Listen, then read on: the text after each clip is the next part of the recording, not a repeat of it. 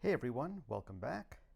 So today we are going to talk about real vampires in New York City. Do they exist? So, welcome back. And tonight we're stepping out of the daylight and into the eternal twilight of one of the world's most vibrant cities. Forget the Transylvanian castles and the Hollywood fangs for a moment, because we're asking a question that has haunted humanity for centuries. Are there real-life vampires, perhaps even here, amidst the endless pulse of New York City? Today, we're sinking our teeth into the fascinating and sometimes unsettling concept of actual vampirism within the bustling concrete jungle of New York City. It's a creature of myth, a symbol of the undead, and a cornerstone of horror. But what if the city that never sleeps has a hidden population that truly thrives when the sun goes down? The vampire. A creature that drains the life force of others, often through blood. Its origins are ancient, rooted in the fears of disease, death, and the unknown across cultures. From the Strigoi of Romania to the Jiangxi of China, every corner of the world has its own version of the blood-sucking undead. But the image most of us conjure today is largely shaped by literature and film. Bram Stoker's Dracula, the brooding Lestat, the tragic Bela Lugosi. These portrayals, while fictional, have profoundly influenced how we perceive vampires and have even inspired communities of people to embrace a vampiric lifestyle. So why New York City as a vampire city? The theoretical advantages. So, why would New York City be a prime location for alleged real-life vampires? It turns out this metropolis offers several advantages. In a city of over 8 million people, it's incredibly easy to disappear. A diverse population, constant influx of new residents, and a culture of minding your own business create the perfect cover. Who would notice a few unusual individuals or a subtle trend of activity amidst such chaos? The nightlife. New York City is truly the city that never sleeps. Its vibrant, round-the-clock nightlife provides ample opportunity for nocturnal beings to blend in. Bars, clubs, artistic venues, and late-night establishments are teeming with people, offering both a social scene and, theoretically, opportunities for sustenance. Beneath the glittering skyscrapers lie miles of abandoned subway tunnels, forgotten utility conduits, secret passages in old buildings, and vast sewer systems. These dark subterranean networks could serve as ideal lairs for creatures that shun the sun.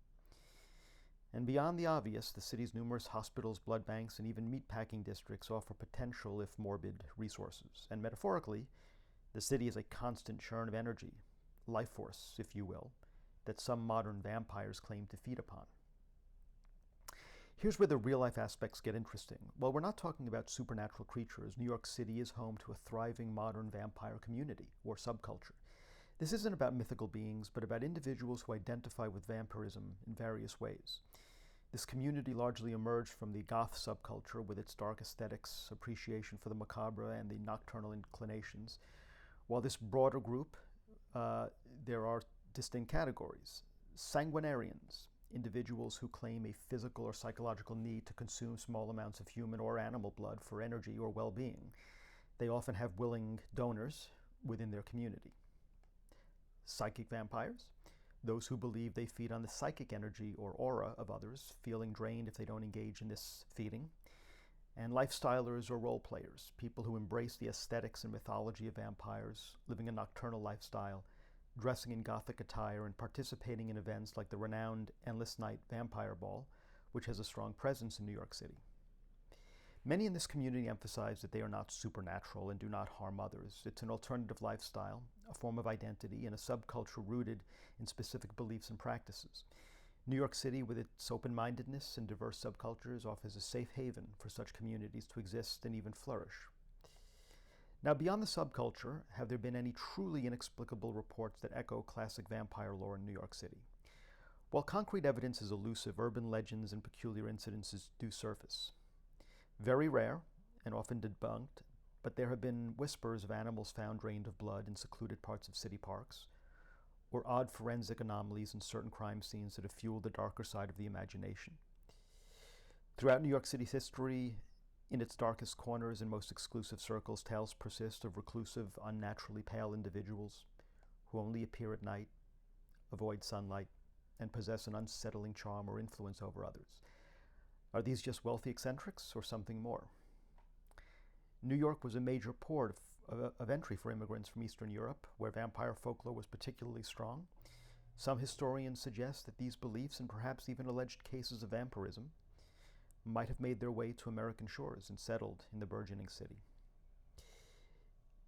It's vital to apply a critical lens to these sensational claims. The vast majority of vampire sightings or alleged real-life characteristics can be explained by science and psychology.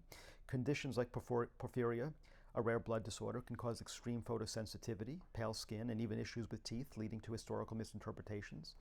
Anemia can cause extreme pallor and weakness. Some individuals might have psychological conditions that lead them to believe they need blood or adopt a nocturnal lifestyle. There's also Renfield syndrome, a rare psychological disorder characterized by a fascination with blood consumption. Subcultural identity. As discussed, many vampires are simply part of a subculture, using vampiric themes as a form of self-expression. And community building, not as literal manifestations of a supernatural condition. And urban decay and pranksters.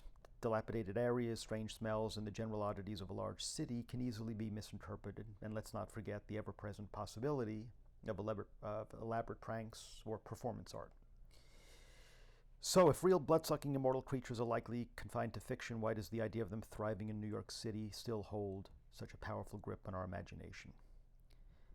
The vampire myth speaks to deep human desires, the craving for eternal life, superhuman strength, and ultimate control.